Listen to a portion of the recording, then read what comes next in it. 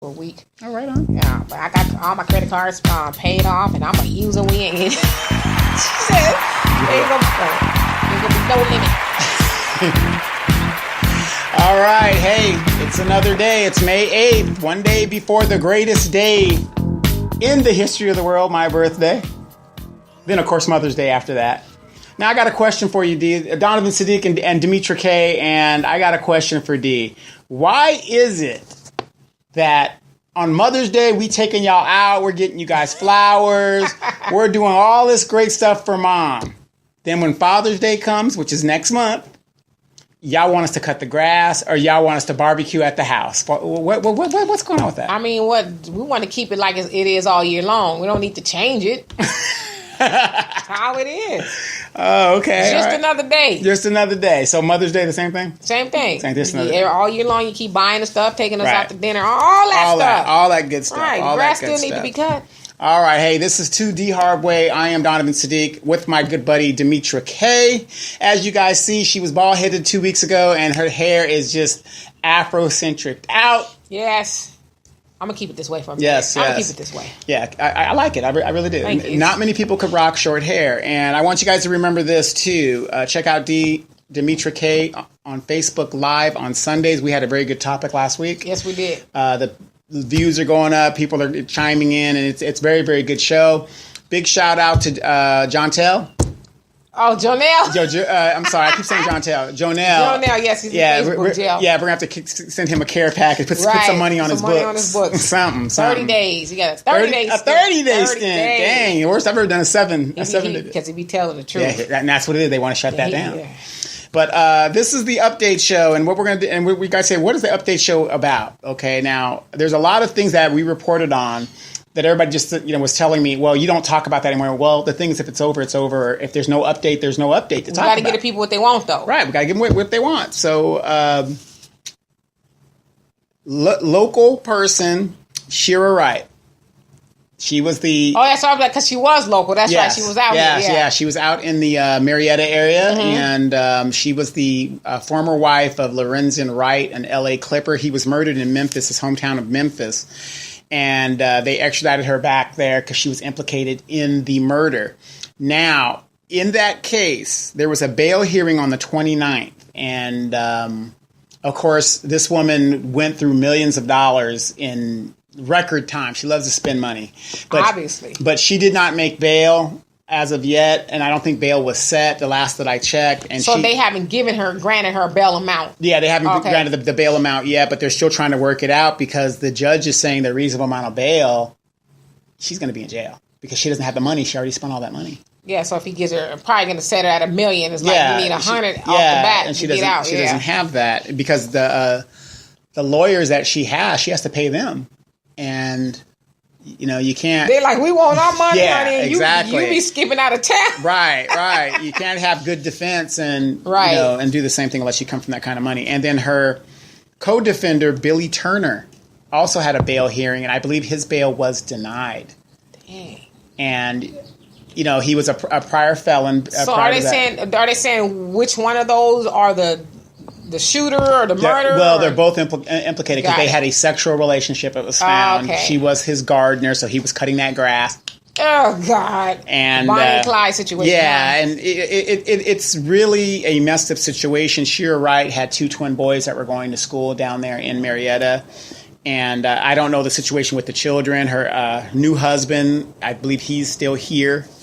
And so the new husband obviously came after all the murder and stuff. Yeah, because it was a cold case for almost 10 years. Right. So she's done a lot in that 10 years. Yeah, and here's the funny thing on that Shira Wright update, and I'll give you a quick clip to take a look at.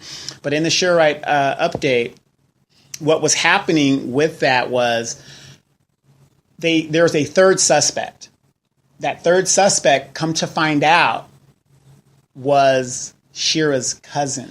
Dang. And they think that he was also involved, and that's where they got the information to find the gun. And when the gun was found, Shira made a mysterious flight to Memphis. To do what? They are not exactly sure, but they've been tracing her phone calls and stuff, and the phone calls were going to Billy and all these people like that. See, that's the thing. You gonna get caught eventually. And especially when you do a crime and you do it with other people, somebody's gonna talk. Somebody's gonna talk. And the funny thing is, she basically, why would you get on a plane? Okay, the investigators are finding this, and all of a sudden you come back to Memphis during this time? Right. Because somebody talked, and that she was trying to figure out, maybe move the gun or, or, whatever. She's like, hold up, right. Yeah. So, and then even some of her neighbors down in Marietta were saying that when she got back, she was on the phone, always outside walking with her phone and talking and talking and talking. And they thought that was very unusual. And she probably moved among some white folks, so they was keeping all kinds of tabs. Exactly. Okay? Oh, yeah, she was about 15 minutes. She was on the phone, flailing her hands and all kind of stuff. Yeah, she walked 120 steps this way. Right. So, and they got a whole neighborhood watch law on her. Right. And Lorenzen's mom, Lorenzen Wright's mom, was at the bail hearing, and she was very stoic in there. I mean, she wants justice for her son. So does the mama think she did it? Well, yeah, the mother. She's always thought she was involved. Because you got to remember, Shira was about 5 years older than Lorenzen. True. And they had 6 kids together. And Shira, I believe she's a high school dropout or something, or she just has a high school, whatever her situation is. It's very limited. She is a published author, but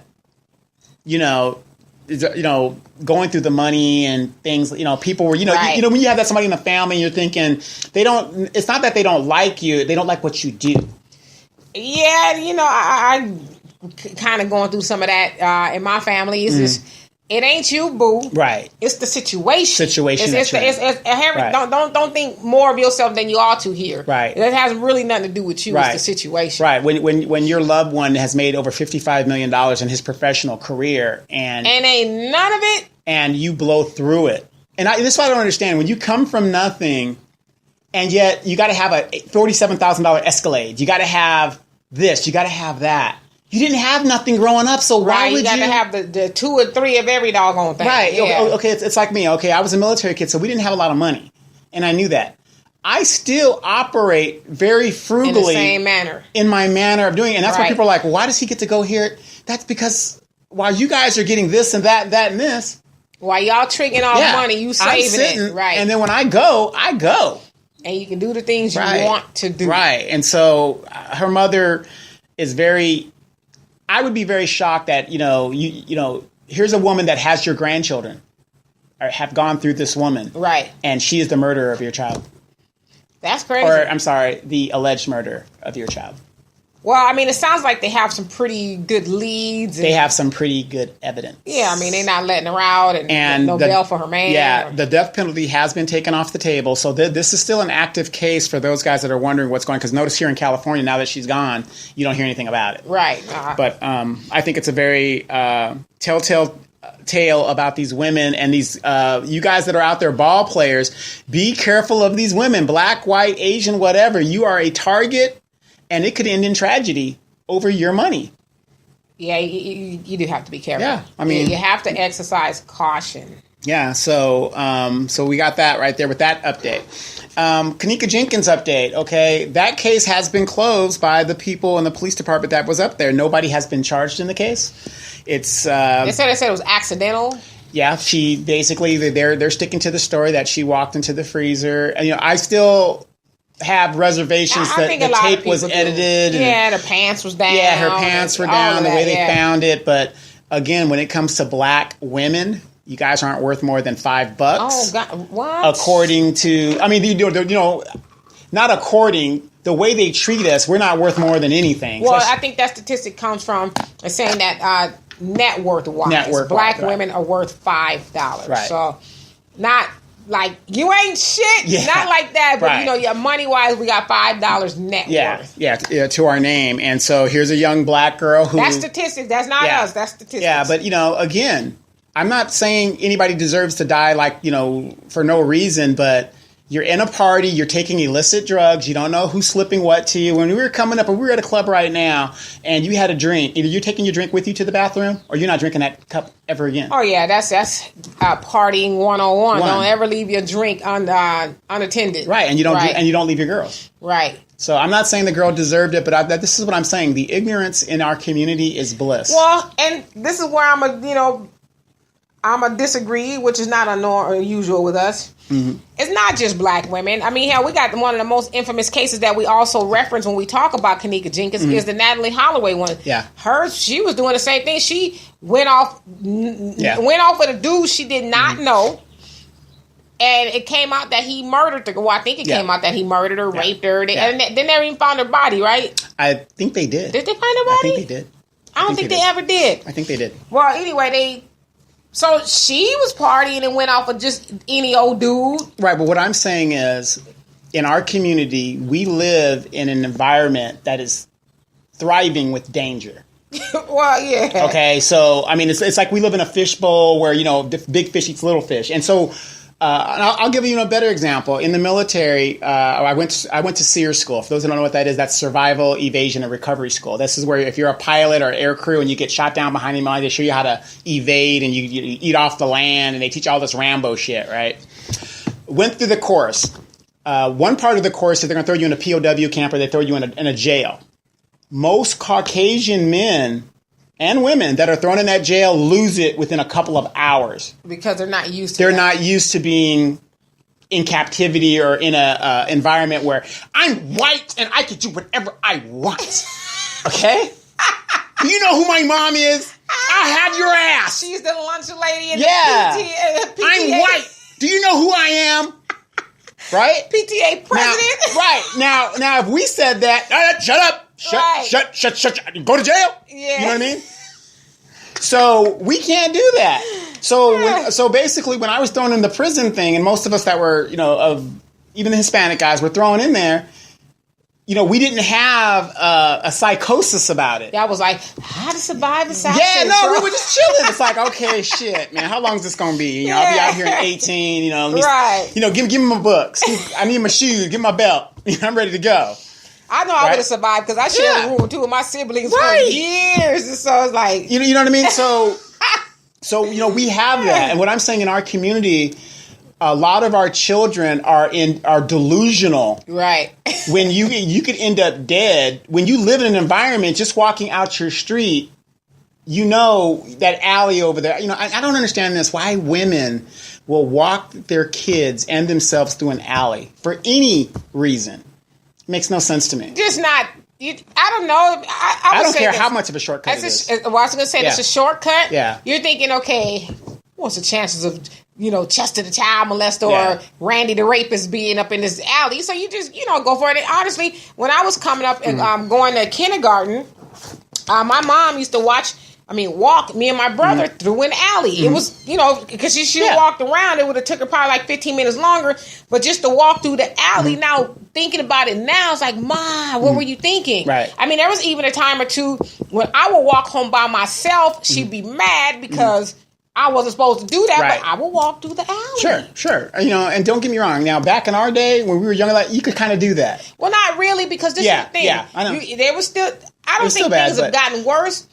I think it was worse then because had I gotten snatched up in the alley or something, it was no social media, no Amber Alerts. They'd just be like, no cell phones, no nothing.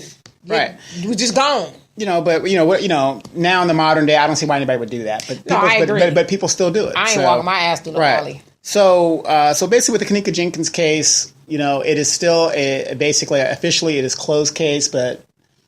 Some people saying it's a hoax. Them up to? I mean, what is this? Zero. Her uncle was recently murdered. Damn. So remember, was she the mama's brother? Yeah, the mama's brother. I know she couldn't you always commit me to the nearest hospital? No, because they're all gang members. They live a gang lifestyle, and I don't think you ever get used to being murdered. Though. No. But what I'm saying is, since she comes from a family that lives in that environment, how could you put yourself in a position to where you would be?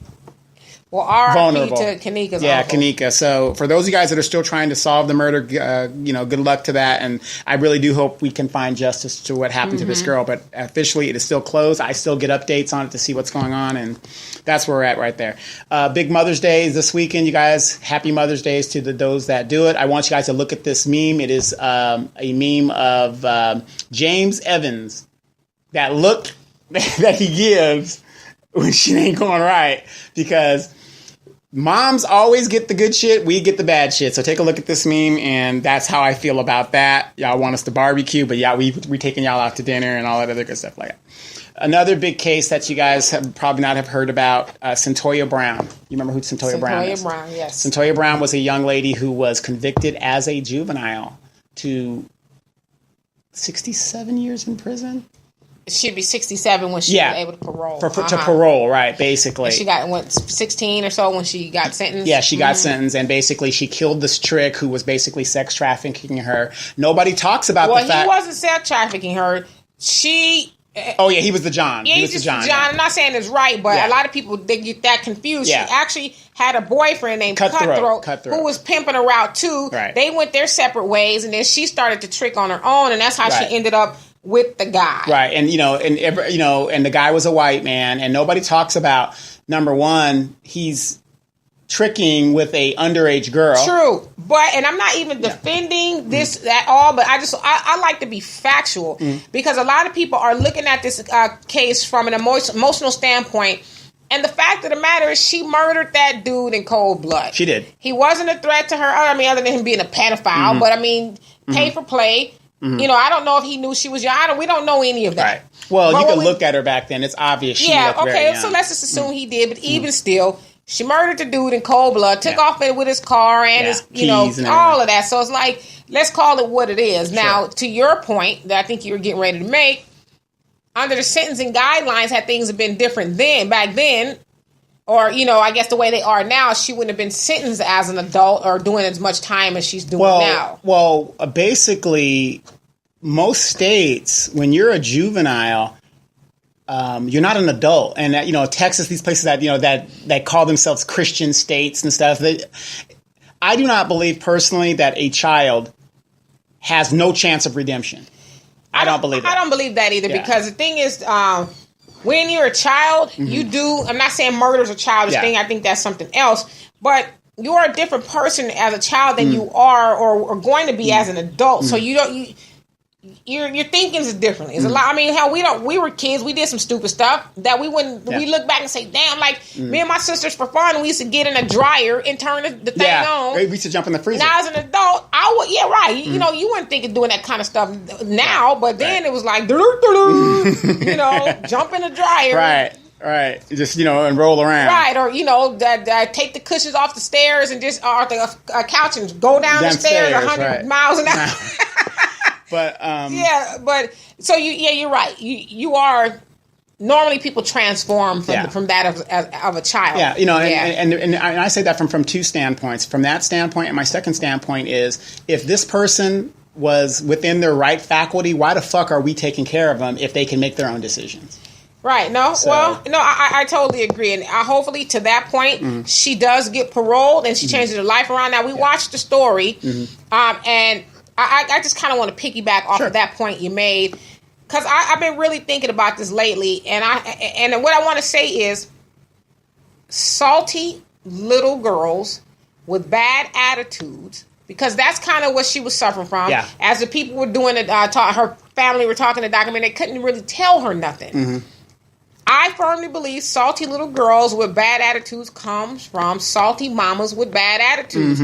That is learned behavior. And so the reason I'm bringing that up is we can't keep saying, these girls nowadays. Well, where are they getting that from? Right. Where are they getting that from? Right. This bad behavior, the way they speak to people, just the whole nine. And it's not just the girls, it's the boys too. How could you be 6'2", 270 pounds, dark as charcoal, and you got twists in your hair like somebody told you that was cute? Oh God, dark as charcoal, really? Charcoal, you know what I mean? Again, when we were kids, we did some things our parents probably was like, okay, really pink hair. Yeah. You know, blue hair today. All that other nonsense. So we did some things that didn't jive with the older people. Well, no, I'm going to have to disagree with you. Like in your situation, yeah, but I was a military kid, so mine's different. So I wasn't doing that. Civilian and right. So, but we did those things. Right. We did things that was kind of like parents had given us a side eye. So I don't have an issue with that. To me, I have more of an issue with the behavior and the attitude. Well, no, it's the same thing. Like I said, you could be 6'2", and these guys come in the military, and they're not taking care of the responsibility. Or mama did that for me.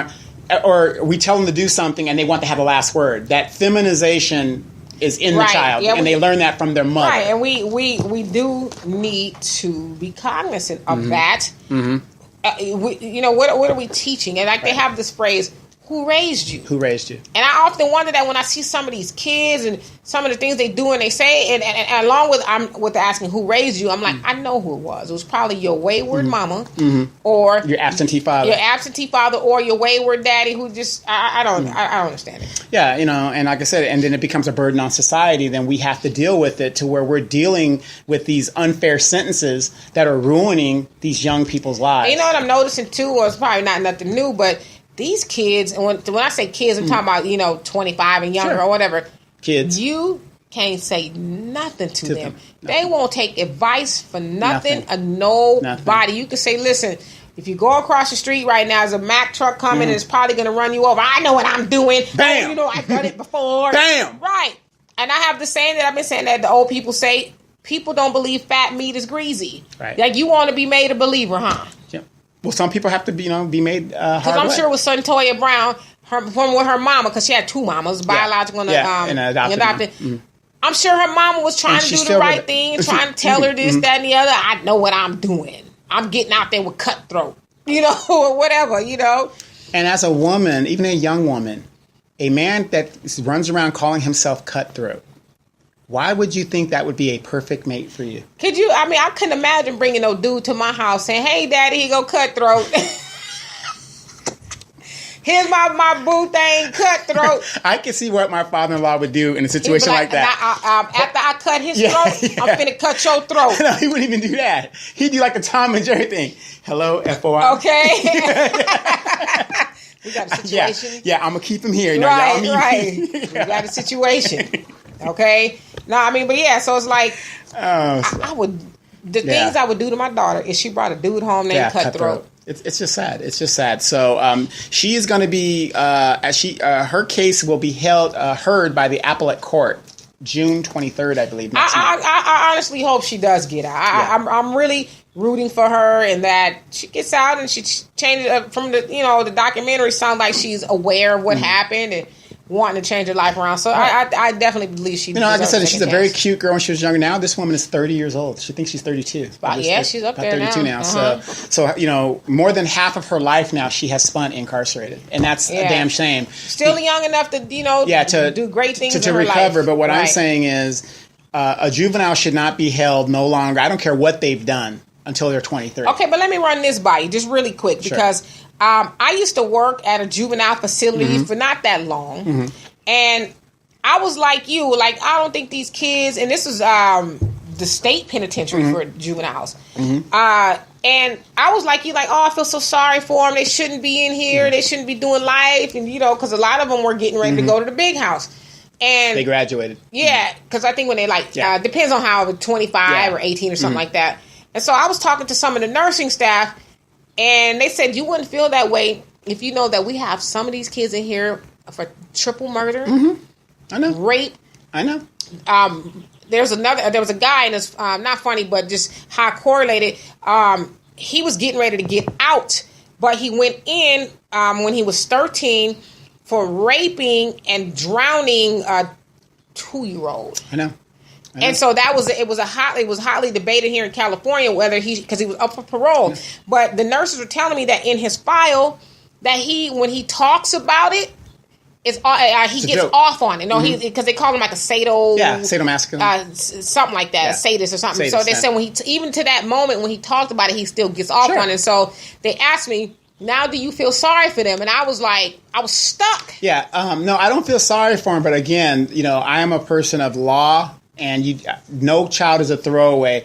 Now, if you let them out and they go and do the same thing again based on their prior action, and they're adult now we got your ass. But I'm saying, so do you feel that way if what I just told you about the guy, the little boy who was 13, and he raped and murdered a little baby? I still feel that he should have an opportunity to do that. I'm not saying you're right or wrong. I'm just saying because that's how it was presented to me when I was, my heart was bleeding. I was like, I don't get me wrong. You got some badass children here, but the law says you're not an adult. So this is how I look at it. Until you cross that threshold of adultness, it's like, when people say, Donovan, you're so hard on your children. You're damn right. Look at how my kids turned out versus your kids. And that's what I always, measure things up when people say that. Yeah, I'm kicking his ass. Right. He ain't doing what he's supposed to do. Like me, it's get some ass kicking. I'm sorry. Right. But you're the one that has the grandbabies keep coming in, and Pookie's out there. He got 4 baby mamas. He's only 19 years old. He ain't got no job. And you taking care of the babies, coddling him and the babies. No, I tell my son all the time, I don't take care of no grown ass man. I ain't doing it. No grown ass man that's got some kids. That's doing all this other stuff. Like my dad always says, I'm not gonna help you do nothing. Okay, and using myself as an example, hey. When you came along, I stepped up as a man. So I'm your example.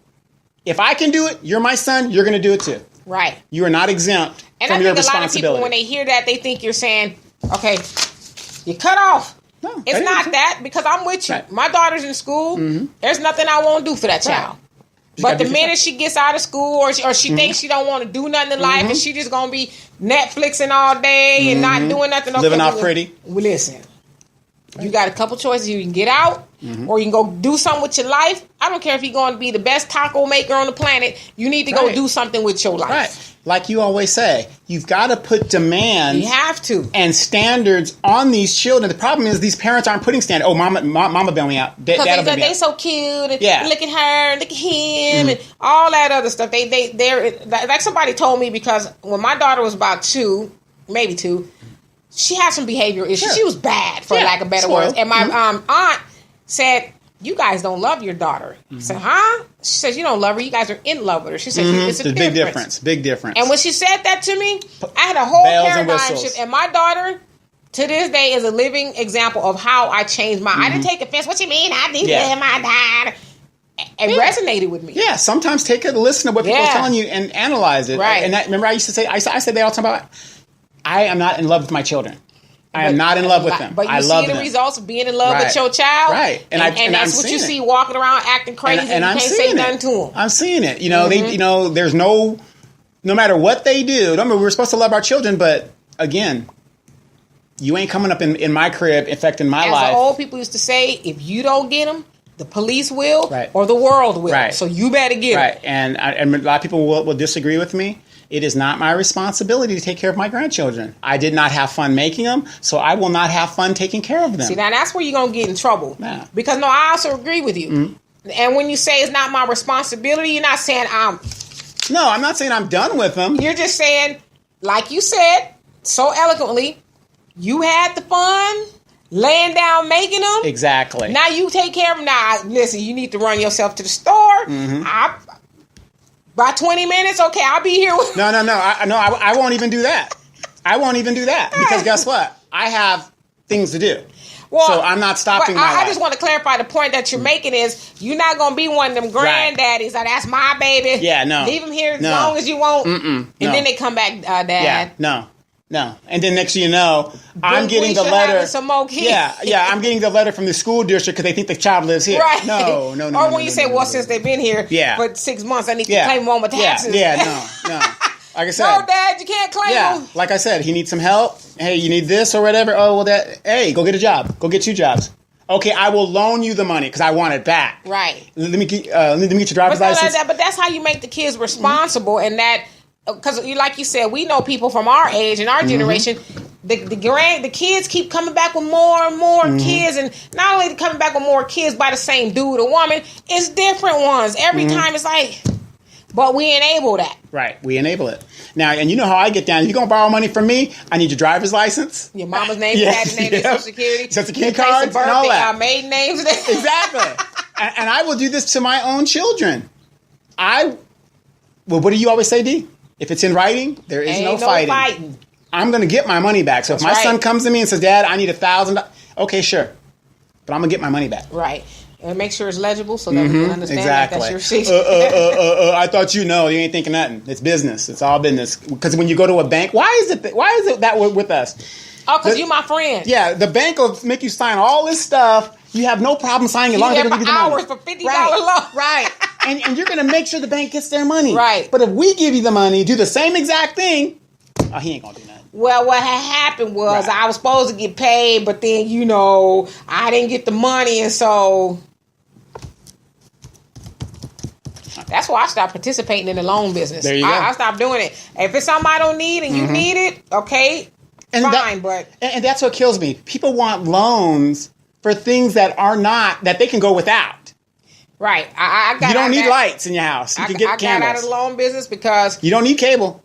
The thousands of dollars that I have not seen. Yeah. Because of that same scenario. Oh, you family. Oh, you my homie, and all of that. So no. Yeah, and you're going to lose a lot of friends doing that. Yep. And like I said, I got that one friend that I'm going to be talking to very soon. Oh, let me know how it goes. And I'm just going to tell her, hey, what's going on? It shouldn't take that long to pay back that. Well, what happened was because I had to do this, and I ain't forgot about you. I was going to give it to you, but I didn't think you needed your money like that. Yeah. You hear that too, the craziness. Well, I didn't think you needed your money. I mean, because you going over here, ain't you going to Asia for 2 Yeah, weeks exactly, and stuff, So I think you got some money. Why you sweating me over this little bit of money? Yeah, exactly. Yeah, it was a little bit there, but so we're going to talk about. So good luck to Santoya Brown, and then recently in the news, your boy George Zimmerman has propped his head up, and he was arrested for terroristic threats and stalking. They ain't gonna do nothing to George. Yeah, so George is getting away with it. I don't even know why they wasting our time. I remember when somebody took a shot at him about 2 years ago. People was mad because they missed. He missed. So it's it's just something that we're living in, and it's just so sad. And I look at a lot of the single moms out there, and we were watching or talking about the single mom that was like saying how. He's no good. They're quick to complain about, but they keep forgetting you're the one selecting these no good guys. Yeah, we were talking about that earlier as far as, because we were talking about Mother's Day, and we also talked about Father's Day, and how infamously you'll see, especially on social media, a lot of women who are single, happy Father's Day to me too, because I'm a single mama and this, that, and the other, and I always make it a point to take them to task too. When I see them doing that, I'm like, to your point, more than likely, you knew he was no good before you laid down with him. Anyway. And had some kids with him. You knew that, but somehow you didn't think fat meat was greasy. And there was a show on, Paternity Court today. We were coming into the studio. There was the premise of the show that today was there was a lady on there, and she said that she's bringing this guy to paternity court because she's tired of being a single mother. I mean, how did you get that way in the first place? And how old was the child?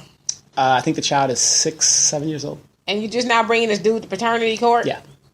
She's tired of being a single mother. Out of all the stories you have heard, everybody tells you being a parent, even with two parents in the home, is tough, especially if you're black. It is the hardest job, hands down, bar none, that you will ever do, is be a parent. I don't care what nobody say. I don't care how much money you got.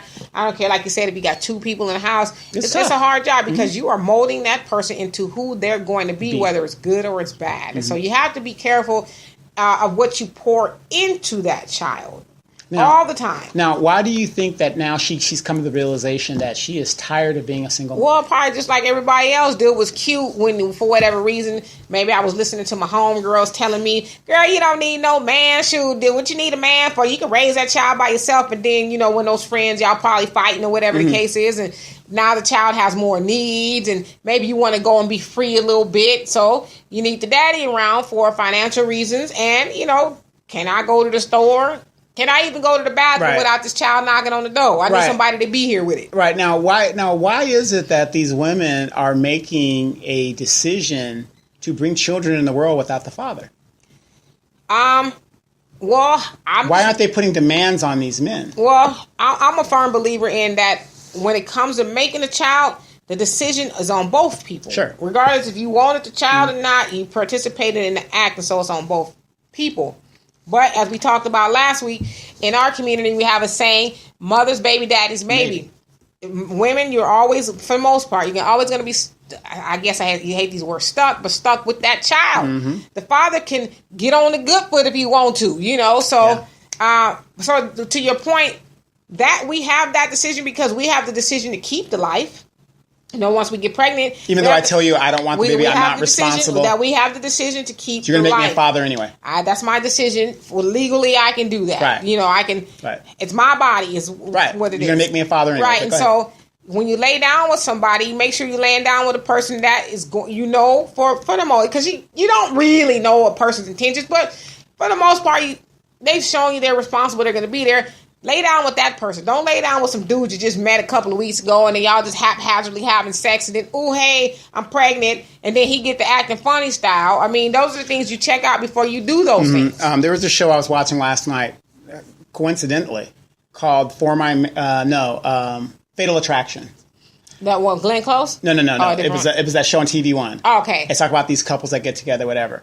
And in this Fatal Attraction, this young lady, and it's based on true stories, this young lady was murdered because she was pregnant. The guy was already paying child support. Yeah, he didn't want the child. He told her, "I don't want this child. You know, you got to abort." And she was like, "No, I'm going to have the baby. I'm going to have the baby." She had